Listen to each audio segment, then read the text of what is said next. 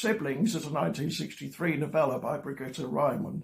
Reimann was one of Communist East Germany's most important authors, and Siblings, being semi-autobiographical, is among her most personal works. In 2023, Lucy Jones's English translation was published by Penguin, making it the first of Reimann's novels to appear in Britain.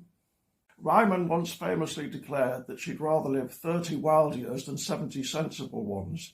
Born in 1933, her writing career began 20 years later in 1953. In 1960, she headed a circle of socialist writers in residence in a coal mine. Before that, she'd been a journalist, a bookseller, and a teacher. She married 4 times and died of cancer in 1973 at the age of just 39.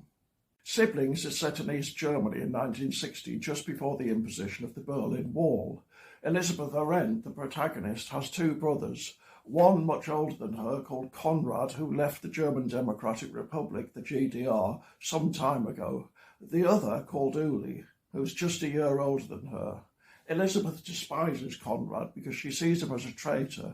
The problem, and it's this on which the novel revolves, is that Uli, whom she loves, now wants to emigrate too. Siblings is an exploration of the morality of defection.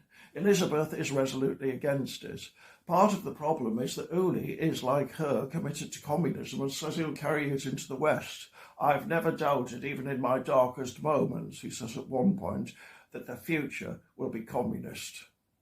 A lot of this novel is Elizabeth's reminiscences of a particularly fractious meeting with her brother Konrad in West Berlin, of her relationship with her party executive boyfriend Joachim, and one particularly important episode in which she falls foul of the Stasi, the State Security Service, after criticising one of the party's most lionised painters. She comes across as strong and likeable.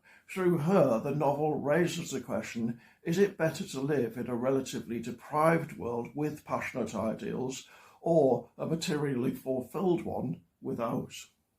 One problem with the Penguin edition is that it has no introduction.